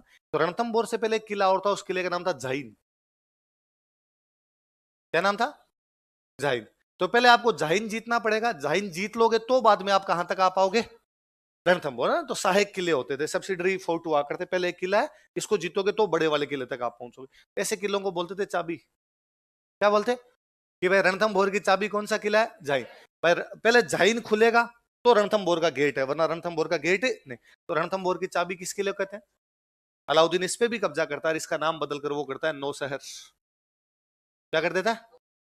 नौ शहर का दिया, नौ शहर, नया शहर बना दिया उसने। देखो जाहिन दुर्ग, हेडिंग डालो जाहिन fort.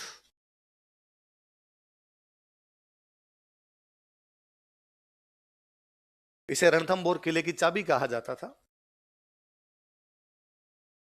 It was called as की ऑफ रणथंभौर फोर्ट। इसे रणथंभौर किले की चाबी कहा जाता था। इट वॉज कॉल्ड एज की ऑफ रणथंभौर फोर्ट। रणथंभौर किले की चाबी कहा जाता था, इट वॉज कॉल्ड एज की ऑफ रणथंभौर फोर्ट। अलाउद्दीन ने इसका नाम बदलकर नौ शहर कर दिया था। अलाउद्दीन रीनेम्ड इट एज नौ शहर।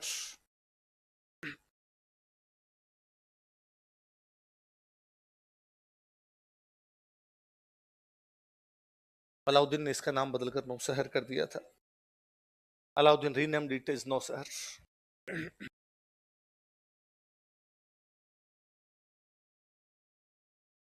नाम बदलकर क्या कर दिया था?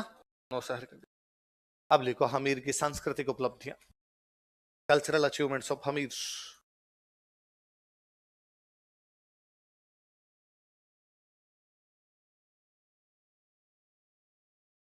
ये तो ना अमीर बड़ा अच्छा राइटर था, उसने एक म्यूजिक की बुक लिखी थी श्रृंगार हार। कौन सी बुक लिखी थी? तो ये ना एक बार एग्जाम में पूछी हुई है कि हमीर ने कौन सी बुक लिखी थी, तो कौन सी लिखी थी? लिख लो। हमीर ने श्रृंगार हार नामक पुस्तक लिखी थी। Hammir wrote a book named Shringar Har.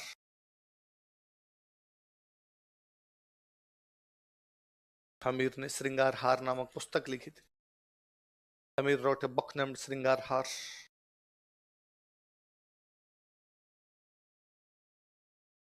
कौन सी बुक लिखी? इसके पिताजी ने कितने साल राज किया? 32। कितने साल? तो 32 खंभों की छतरी बन गई। कितने खंभों की? क्यों 32 खंभों की क्यों? पिता ने कितने साल राज किया? लिख लो। अपने पिता जैत्र सिंह के 32 वर्षीय शासनकाल की याद में, in memory of 32 years regime of his father Jaitri Singh. अपने पिता जैत्री सिंह के 32 वर्षीय शासनकाल की याद में, in memory of 32 years regime of his father Jaitri Singh. अपने पिता जैत्री सिंह के 32 वर्षीय शासनकाल की याद में, in memory of 32 years regime of his father Jaitri Singh. Ranthambore में 32 खंभों की छतरी का निर्माण करवाया था। He built setup of 32 pillars at Ranthambore. Ranthambore में 32 खंभों की छतरी का निर्माण करवाया था।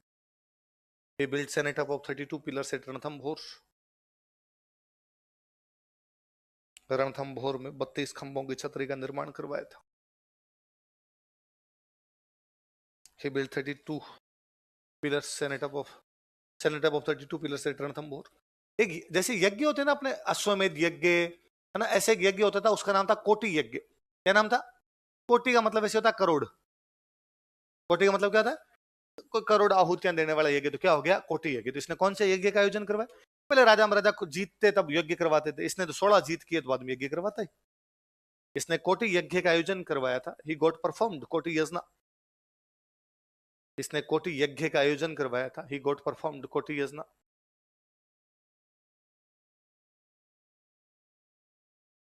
कोटि यज्ञ का आयोजन करवाया था। ही गॉट परफॉर्म्ड कोटि यज्ञ। अब यज्ञ होगा तो उसके कोई ना कोई पुरोहित जी होंगे। देखो पुरोहित, प्रिस्ट।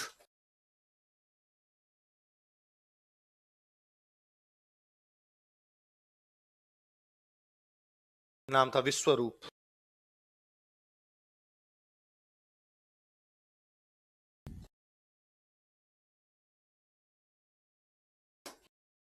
क्या नाम था?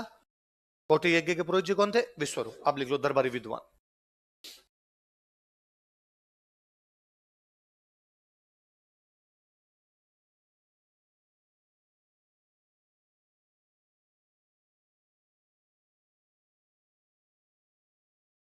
एक थे राघव देव और एक थे बीजादित्य।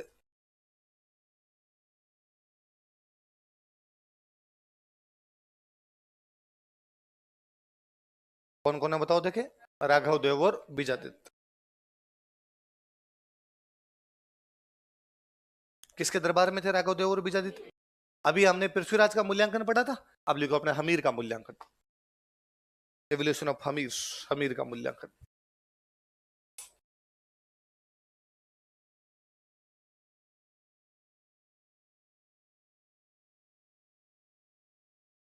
जैसे पृथ्वीराज पे 2 एलिगेशन हमने क्या क्या लगाए थे बताओ देखे?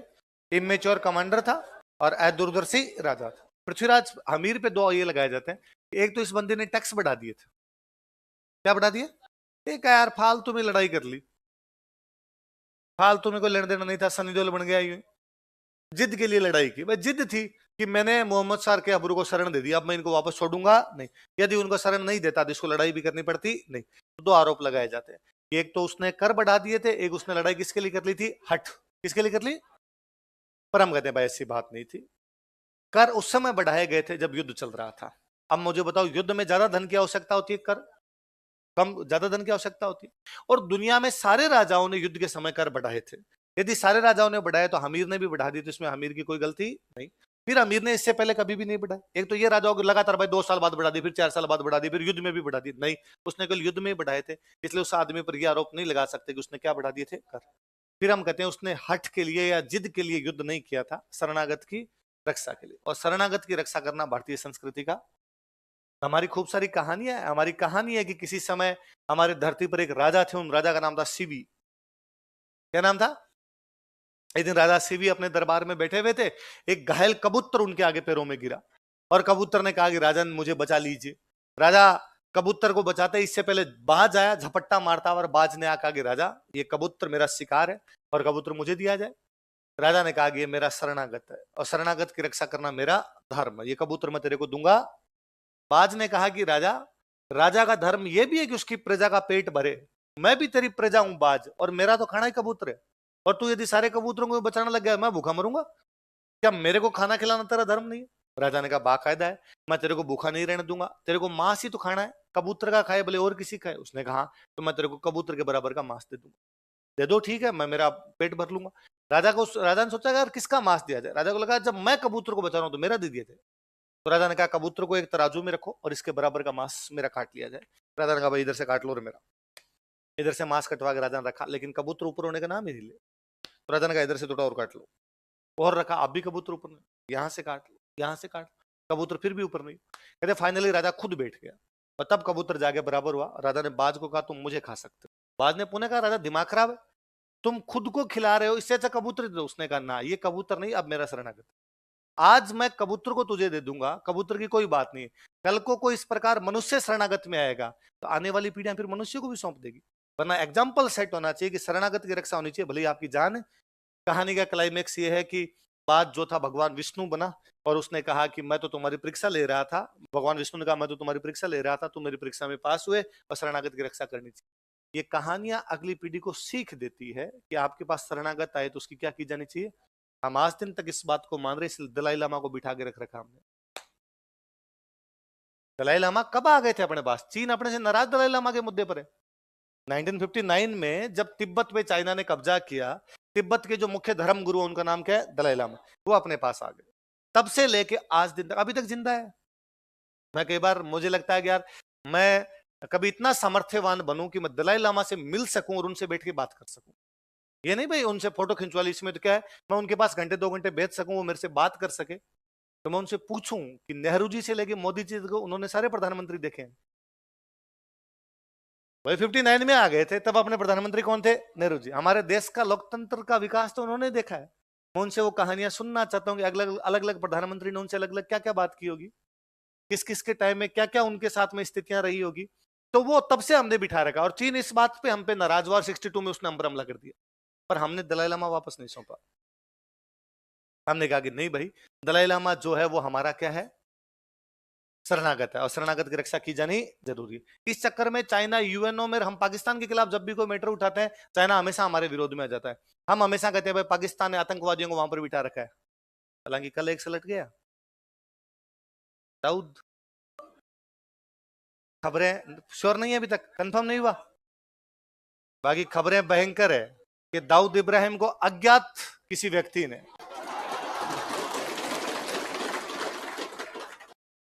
जहर दे दिया है। वो कराची के हॉस्पिटल में एडमिट है। अभी तक पाकिस्तान ने कंफर्म नहीं किया, पर अभी मैं वापस जब आपकी क्लास छोड़ गया, मैंने वापस देखा कि जावेद मियादाद के परिवार को हाउस अरेस्ट कर दिया गया। जावेद मियादाद जो पहले पाकिस्तान का कैप्टन था, जावेद मियादाद के बेटे की शादी दाऊद की बेटी के साथ हो रखी है। यदि दाऊद के रिश्तेदारों को इस प्रकार से साइड में ले जा रहे हैं, इसका मतलब कांड हो गया है। हैं? मैंने दाऊद पर बोला था, इससे पता चल गया, इसलिए दाऊद को जहर दे दिया। क्या बताने नहीं है बात बस। पर उन अज्ञात हमलावरों के लिए हमारा हृदय, हमारा मस्तक पूरा श्रद्धा सुमन अर्पित करता है। ये कौन लोग है जो चुपचाप वहां पर बैठ के चुपचाप अपना काम कर रहे हैं, हमें कोई भी खतरा उत्पन्न होने नहीं देते। तो दाऊद इब्राहिम के खिलाफ भारत जब भी यूएनओ में कहता कि पाकिस्तान ने आतंकवादी बिठा रखा है, चाइना हमेशा कहता तुमने तो दलाई लामा बिठा रखा है। हम कहते यार वो आतंकवादी थोड़ी, चाइना का तुम्हारे लिए धर्मगुरु होगा, हमारे लिए तो आतंकवादी है। किंतु पाकिस्तान ही कहता है कि दाऊद इब्राहिम हमारा रोबिन हुड है, हमारे यहाँ के लोगों को दान बांटता है, अच्छे अच्छे काम करता है वो सारे। हम कहते हैं नहीं साहब आतंकवादी, उसने हमारे यहाँ पर दंगे करवाए, हमारे यहाँ पर विस्फोट करो, बम विस्फोट करवाए। अलग अलग देशों की परिस्थितियां अलग अलग है, पर वो शरणागत की रक्षा वाला सिद्धांत आज भी, भले ही वो राजा सिवी के बारे में हो, वो भले ही राजा हमीर के बारे में, वो भले दलाई लामा के बारे में, हमारी भारतीय संस्कृति आज भी उन आदर्शों का पालन तो कर रही है। तो हम हट के लिए युद्ध नहीं कर रहे थे, किसके लिए युद्ध कर रहे थे? शरणागत की रक्षा के लिए। देखो देखो, हमीर पर कर बढ़ाने तथा हट के लिए युद्ध करने का आरोप लगाया जाता है। Hammir is blamed for raising taxes. Hammir is blamed for raising taxes and waging a war for his stubborn attitude. Hammir पर कर बढ़ाने तथा हट के लिए युद्ध करने का आरोप लगाया जाता है। Hammir is blamed for raising taxes and waging a war for his stubborn attitude. तथा हट के लिए युद्ध करने का आरोप लगाया जाता है, and waging a war for his stubborn attitude. Waging a war for his stubborn attitude. लेकिन उसे इन आरोपों से मुक्त किया जा सकता है, but he can be released from these charges. लेकिन उसे इन आरोपों से मुक्त किया जा सकता है, but he can be released from these charges. लेकिन उसे इन आरोपों से मुक्त किया जा सकता है, but he can be released from these charges. Line change करके लिखो। कर उस समय बढ़ाए गए थे जब युद्ध चल रहा था। टैक्सेस वर रेज्ड ड्यूरिंग वॉर। कर उस समय बढ़ाए गए थे जब युद्ध चल रहा था। टैक्सेस वर रेज्ड ड्यूरिंग वॉर। कर उस समय बढ़ाए गए थे जब युद्ध चल रहा था। टैक्सेस वर रेज्ड ड्यूरिंग वॉर। तथा युद्ध के लिए अधिक धन की आवश्यकता थी, and more money was needed for war efforts. तथा युद्ध के लिए अधिक धन की आवश्यकता थी, and more money was needed for war efforts.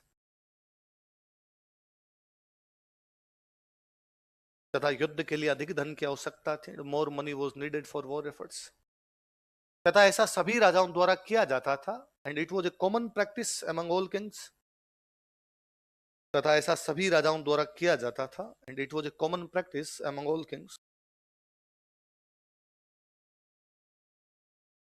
तथा ऐसा सभी राजाओं द्वारा किया जाता था, and it was a common practice among all kings. इससे पहले हमीर ने कभी भी कर नहीं बढ़ाए थे। Hammir never raise taxes before it. इससे पहले हमीर ने कभी भी कर नहीं बढ़ाए थे। Hammir never raise taxes before it. इससे पहले हमीर ने कभी भी कर नहीं बढ़ाए थे। Hammir never raised taxes before it. Line change करके,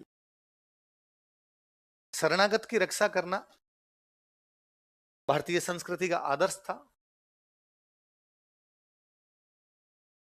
protecting asylum seeker was ideal of Indian culture. शरणागत की रक्षा करना भारतीय संस्कृति का आदर्श था।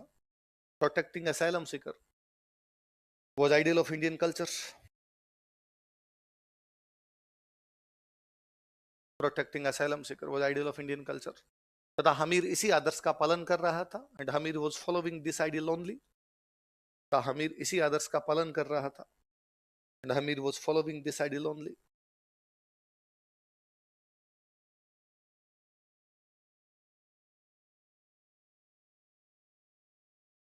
लाइन चेंज करके लिखना, उसकी बहादुरी, हिज ब्रेवरी, उसकी बहादुरी, हिज ब्रेवरी, तथा शरणागत की रक्षा के लिए सर्वस्व न्योछावर की भावना, and extreme sacrifice for protecting asylum seeker. तथा शरणागत की रक्षा के लिए सर्वस्व न्योछावर की भावना, and extreme sacrifice for protecting asylum seeker. तथा शरणागत की रक्षा के लिए सर्वस्व न्योछावर की भावना, and extreme sacrifice for protecting asylum seeker न केवल अविस्मरणीय है, वर नॉट ओनली अनफॉरगेटेबल। न केवल अविस्मरणीय है, वर नॉट ओनली अनफॉरगेटेबल। न केवल अविस्मरणीय है, वर नॉट ओनली अनफॉरगेटेबल, बल्कि उसे प्रथम पंक्ति में खड़ा कर देती है, बट ऑल्सो आउटस्टैंडिंग। बल्कि उसे प्रथम पंक्ति में खड़ा कर देती है, बट ऑल्सो आउटस्टैंडिंग। बल्कि उसे प्रथम पंक्ति में खड़ा कर देती है, but also outstanding. But also outstanding, न केवल अविस्मरणीय है, पर नॉट ओनली अनफॉरगेटेबल, बल्कि उसे प्रथम पंक्ति में खड़ा कर देती है, but also outstanding. Line change कर लिखो, किसी ने हमीर लिखो, लाइन चेंज कर लिखो, हमीर के बारे में ठीक ही कहा जाता है, it is rightly said about Hammir. Hammir के बारे में ठीक ही कहा जाता है, it is rightly said out about Hammir. Hammir के बारे में ठीक ही कहा जाता है, it is rightly said about Hammir. Dash लगा दो, फिर मैं जैसा हिंदी में लिख रहा हूं वैसा उतार लो। इंग्लिश में भी हिंदी में लिखना ना, क्योंकि दोहा ही है, सीधा सीधा वैसे उतारना।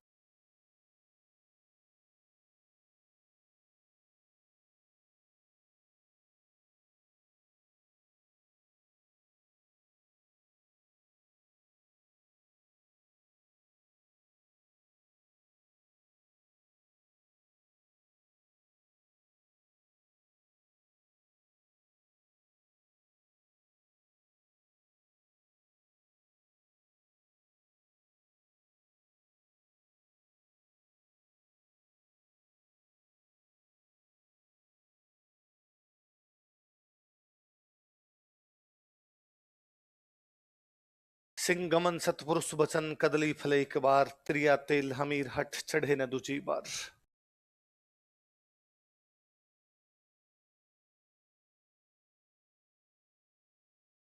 क्या बोलो देखे एक बार, सिंगमन सतपुरुष बचन कदली फले एक बार, त्रिया तेल हमीर हट चढ़े न दूजी बार। एक एक अर्थ करते हैं ना। पहला वर्ड क्या लिखा हुआ है, सिंगमन। क्या लिखा हुआ है, सिंह मतलब शेर, गमन मतलब जाना। शेर एक बार जिस रास्ते से जाता है उससे मुड़कर वापस, इस मामले में कि शेर शिकार करने के लिए निकला और शिकार करने के लिए निकला इस रास्ते से निकल गया, तो कहने का मतलब ये कि यदि वो इस रास्ते से निकलेगा तो शिकार बचेगा नहीं। ऐसा नहीं होगा कि शिकार बीच के अंदर रह गया हो और उसे वापस मुड़ के आना पड़ा हो। इसलिए कहते हैं कि शेर की नजरें सबसे तेज होती है, इसलिए शेर का अवलोकन सबसे अच्छा होता है, इसलिए वर्ड है सिंहावलोकन। अवलोकन करे तो वैसा करें जैसा कौन करता है, सिंह। शेर एक बार जहां से निकलेगा वहां से अपने पीछे कुछ भी चीज छोड़ेगा, वहां पर है तो वो शिकार है तो उसको मार के जाएगा। वो यहाँ से निकल गया, ये नहीं कि वो देखे कि यार क्या पता बीच में छूट गया ना, क्या पता वाला नहीं है, वो निकला तो वहां से मारा उसने। तो शेर एक बार एक रास्ते का चुनाव करता है, दोबारा उस रास्ते पे आता। आगे लिखा सतपुरुष सज्जन व्यक्ति, वचन मतलब बोलना। सज्जन व्यक्ति एक बार जो बात बोल देता उसे पलटता, मतलब उनमें थूक के चाटने की प्रवृत्ति। ये मतलब हुआ अब कोई बंदा आज कुछ ही कहता है कल कुछ ही कहता है, सज्जन व्यक्ति एक बार जो बात कहता है उस पर अटल रहता है, उससे बाद में टलता नहीं। क्या लिखा, कदली फले, केले के पेड़ पर एक ही बार फल आता है। केले पर जहां पर फल आ गया वहां पर दोबारा फल।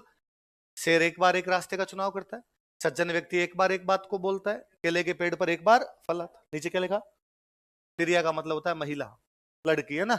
लड़की के एक बार तेल चढ़ाया जाता है, कहने का मतलब होता है एक बार उसकी शादी हो। शादी के टाइम में लड़की के तेल चढ़ाया जाता है, तो एक बार ही तेल चढ़ाता है। ये उस समय के सामाजिक मूल्य थे जब लड़कियों का पुनर्विवाह नहीं होता। मैं कहता हूं आज हमारे समाज ने जब पुनर्विवाह करने शुरू कर दिए तो भी जब दोबारा शादी करते हैं तेल नहीं चढ़ाते। कहते तेल जब पहली बार शादी होती है तभी चढ़ता है। तो लड़कियों के एक बार तेल चढ़ाया जाता है, महिलाओं के एक बार तेल चढ़ाया जाता है। अब क्या है, अमीर जैसी जिद, अमीर जैसा हट। उसने हट किया, हट भी किस बात का, मर जाऊंगा लेकिन इन लोगों को सौंपूंगा। इससे बड़ा सर्वस्व न्यौछावर क्या होगा कि आप किसी दूसरे को बचाने के लिए खुद मर जाओ। ऐसे बंदे को बचाने के लिए जिससे सीधा सीधा आपका कोई भी रिलेशन, केवल इस बात के लिए मर गए कि उसको कहा था कि तेरी रक्षा मैं करूंगा, फिर उसका भाई जब तक मैं जिंदा हूं तेरे को कुछ भी होने। इससे बड़ा हट और क्या होगा, ऐसा हट दोबारा कोई भी कर नहीं पाया। चढ़े न दूजी, शेर एक बार एक रास्ते से निकलता है, सज्जन व्यक्ति एक बार एक बात को कहता है, केले के पेड़ पर एक बार फल आता है, लड़कियों के एक बार तेल चढ़ाया जाता है, हमीर जैसी जिद ऐसी दुनिया में दोबारा कोई भी कर। क्या दुआ पूरा बोलो देखे, तिरिया तेल हमीर हट, किसके बारे में कही जाती है बात, कल पढ़ेंगे बाकी।